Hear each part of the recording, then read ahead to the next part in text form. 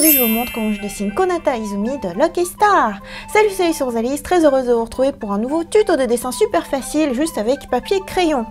Donc vous me voyez arriver avec mon papier Canson XL marqueur et puis mon crayon à papier, mon Critérium My Hero Academia, et c'est parti pour dessiner. En fait, vous m'avez vu réaliser ce dessin en live. C'était le live dédicace, le voyage de Hana, tome 3, numéro 6. Et en fait, vous m'avez juste vu de loin, entre guillemets, de face. Maintenant, vous allez voir par-dessus mon épaule. En fait, j'avais installé la caméra exprès pour que pendant même le live, j'enregistre et je puisse vous montrer plus en détail le dessin. Donc vous m'avez vu tracer juste de manière très fine, enfin en appuyant très peu sur le critérium, quelques traits de construction, pas grand chose, hein, juste la ligne des yeux, la ligne verticale du visage, un petit peu en gros la composition globale, et puis c'est parti. Donc je dessine en commençant par les yeux, le tout petit nez, la petite bouche en forme de chat. Là les yeux sont pas tout à fait de mon style, c'est-à-dire j'essaie de me rapprocher un petit peu en mode fan art du style Lucky Star, avec des yeux qui sont un peu je prends la vie du bon côté de manière super cool Raoul. Voilà, en même temps je suis en train de raconter des trucs parce que comme je dessine pendant un live, en fait en même temps j'essaie de répondre aux questions du live chat et tout ça, même s'il y a Morgane sur le côté, comme vous le voyez sur la gauche, qui essaye de faire la conversation et de vous raconter des choses. De mémoire, lui il doit vous raconter des news pour ce qui est des mangas, animés, tout ça. Au passage, connaissez-vous Lucky Star ? C'est un manga et animé vraiment cultissime d'il y a quelques années. Si ça se trouve, vous ne connaissez pas, mais peut-être que j'aurais piqué votre curiosité et que du coup vous aurez envie de lire le manga ou de regarder l'animé, parce que c'est vraiment, les deux sont vraiment super géniaux. À l'époque, moi j'ai connu surtout l'animé quand il était sorti et c'était aussi culte que Suzumiya Haruhi, quoi. C'est un animé vraiment pur otaku, tu t'amuses à fond et tout. Et ensuite, j'ai commencé à lire le manga il n'y a pas si longtemps que ça. Je sais même plus pourquoi. Je suis partie dans un trip à lire des yonkoma, à lire des mangas voilà, de ce style, très tranche de vie, où on délire bien et tout. Et puis voilà, je suis partie sur un air nostalgique sur Lucky Star. Là vous voyez la coupe de cheveux qui est très particulière de Konata. Donc, vous voyez un petit peu son air, hein. C'est vraiment drôle. Ah, au fait, je meurs de chaud au moment où je dessine ça. Vous voyez que je suis en toute petite robe d'été, et en fait ce qui est drôle c'est que pendant ce live il y a des fois où en fait j'essaie de vérifier que la caméra fonctionne bien, ou alors je donne un gros coup, ou alors on voit mes cheveux qui arrivent. Enfin bon voilà, du coup c'est marrant quoi, ça, les joies du direct en même temps que en voyant cette vidéo. Donc c'était complètement optionnel, hein. Moi au départ j'avais commencé à monter cette vidéo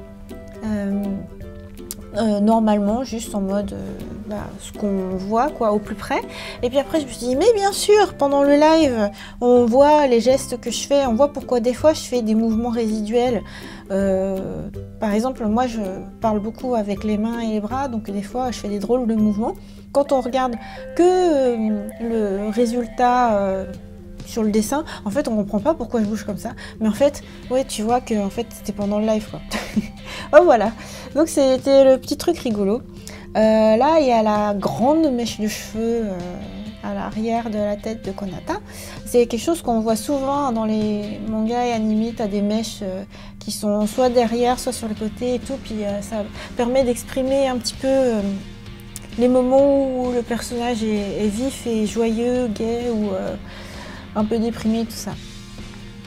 Donc là c'est un brouillon que je suis en train de faire, hein, parce que vous voyez qu'il y a plein de petits traits qui sont par-ci par-là, genre là où il y a la pommette, j'avais tracé un trait pour bien marquer à quel endroit est-ce que je faisais rebondir la joue. Voilà, il y a plein de traits qui sont pas des traits définitifs, mais des traits qui permettent de poser comment est-ce que le personnage est. Donc c'est une vue de 3/4, hein, comme j'aime à le faire, et du coup le corps aussi est un peu pivoté de 3/4. Voilà, c'est pour ça qu'il y a plein de traits partout. Mais il y aura une mise au propre, ne vous inquiétez pas, toujours sur le papier. Sur le papier, en fait, je le reprécise là comme ça, mais je prends toujours ce papier là pour dessiner, ou alors du papier imprimant, dans du papier de base. Mais ce papier là, je l'aime bien parce qu'il est légèrement translucide. C'est ce qui fait que pour la mise au propre, ce sera facile. Bon là, je montre à la caméra du live. Voilà, ensuite, je vais mettre une nouvelle feuille légèrement translucide par-dessus, et puis je vais me mettre à faire l'ancrage. Ancrage entre guillemets, hein, parce que moi, je fais mon trait définitif toujours au crayon à papier, comme dit Morgane, au Critérium. Bref, j'aime bien l'effet où tu vois le carbone, et puis du coup, justement, j'essuie un petit peu le carbone que j'ai sur le bout de mes doigts. C'est à force de passer partout, surtout quand je fais le brouillon. En fait, je trace beaucoup de traits et j'appuie bien fort, ce qui fait que je dépose beaucoup de carbone. Alors que là, au contraire, quand je fais le trait définitif, l'ancrage, j'appuie très peu. J'ai fait plein de tout petits traits pour vraiment passer là où je le souhaite et avoir un rendu très doux. Voilà, donc je vais progresser comme ça, et du coup on voit un peu plus ma tête et mon nez, parce que au moment où je fais le trait définitif, en fait je me penche beaucoup sur la feuille. Alors que quand je faisais le brouillon, au contraire, j'essaye d'avoir du recul et de voir de manière globale le dessin pour bien voir les volumes. Voilà. Donc, Lucky Star. Du coup, en fait, je me refais l'intégrale de l'animé en ce moment, puisque je suis au Japon au moment où je fais le commentaire de cette vidéo. Et sur Netflix Japon, en fait, t'as tout Lucky Star. T'as aussi Gochumon wa Usagi desu ka? Gochiusa is the Other Rabbit, qui est aussi mon manga et animé du moment. En fait, en ce moment là, tous les mangas de Manga Time qu'il a là, c'est trop mes gros coups de cœur. Hein. Aussi avec Asteroid in Love, et puis Mono aussi de Afro, qui fait Yuru Camp et Heia Camp. Et en fait, c'est drôle parce que je me souvenais pas exactement. Voilà, j'ai donné un coup sur la caméra justement. Et là, c'est là que c'est utile de voir ce qui se passe sur la caméra du live, parce que comme j'ai donné un gros coup sur le trépied, du coup je suis remontée pour vérifier que le cadrage était bon. Du coup le cadrage il a un tout petit peu bougé par rapport à tout à l'heure. On voit le bout de la table. Enfin bon bref. Du coup on reprend. Toujours sur l'ancrage, en y allant tout doucement, tout doucement. Ah, et puis là, je suis en train de répondre, je pense, à un commentaire où je suis en train de papoter.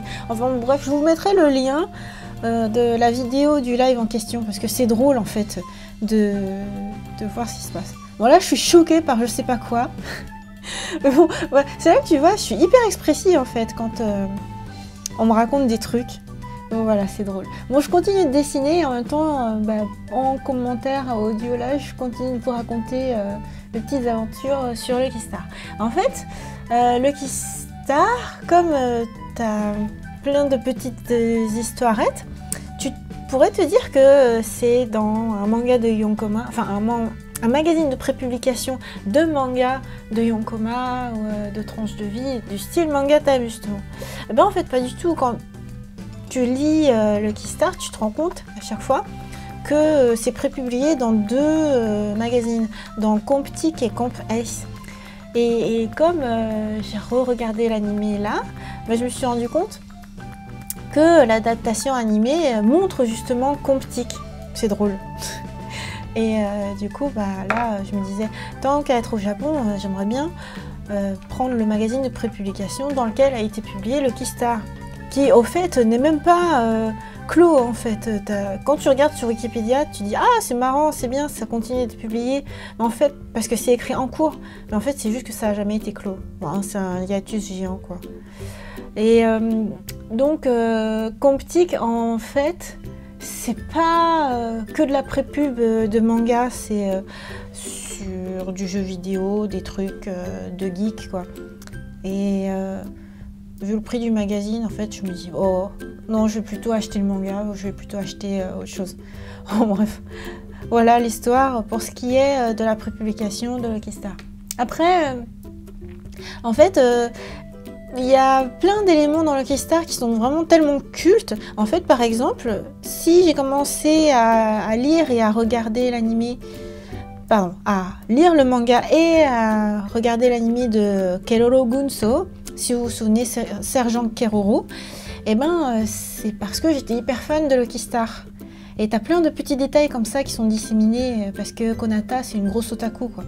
Et voilà, c'est drôle. Comme à un moment donné, ils vont au Comiquette ou alors ils parlent de Otomerode dans à Ikebukuro. Enfin bref, des éléments réels qui sont au Japon et que tu connais bien quand tu voyages et que t'es hyper fan de manga quoi.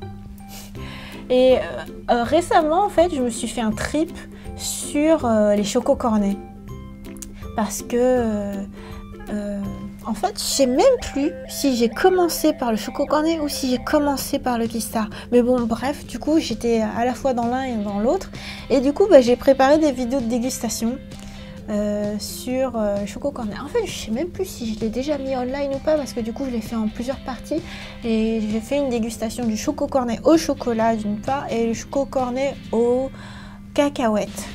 Peanuts Choco Cornet. Peanuts Cornet, pardon, du coup. Et l'animé de Lucky Star, il est pour moi devenu culte sur le premier épisode qui passe un temps fou sur comment est-ce qu'on mange le Choco Cornet. Et en fait, ça tranche tellement avec d'autres styles d'animé où ça va être de l'action, du combat ou je sais pas, de l'aventure, quoi, quelque chose qui se passe. Alors que là, mais tu passes 10 minutes sur une non-action.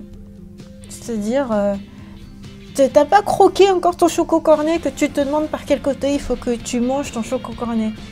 Et voilà, et du coup, mais c'est trop drôle.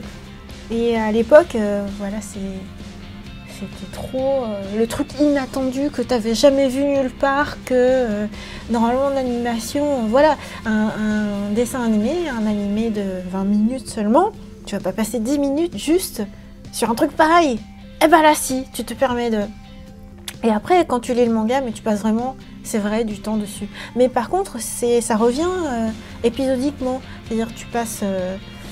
quelques cases sur le Choco Cornet et puis après tu passes à d'autres gags et après en fait c'est le running gag, ça revient souvent, tu as tout le temps le Choco Cornet. Voilà. En fait je pense j'ai hésité un peu à dessiner Konata juste comme ça simple ou alors à la faire avec un Choco Cornet ou alors à lui faire faire son petit signe de doigt là qui est caractéristique. Bon du coup j'ai choisi de faire un portrait simple avec son seller foco, sa tenue, son uniforme scolaire. Elle est déjà bien mignonne comme ça, je trouve.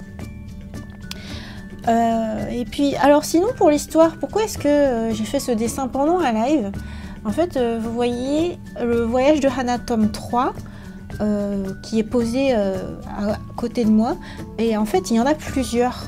Et j'avais préparé des dédicaces en fait pour vous, puisque en fait c'était en septembre, octobre et décembre. Vous pouvez passer commande sur ma boutique de mes livres et moi en fait je prépare une dédicace pour vous. Et donc pendant ce live là, il y avait entre guillemets que quelque chose comme 6 dédicaces à faire. Et du coup j'avais du temps. Et je me suis dit génial, je vais faire un dessin en live, ça va être super original, ça va être marrant. Et du coup je vais pouvoir vous montrer ça.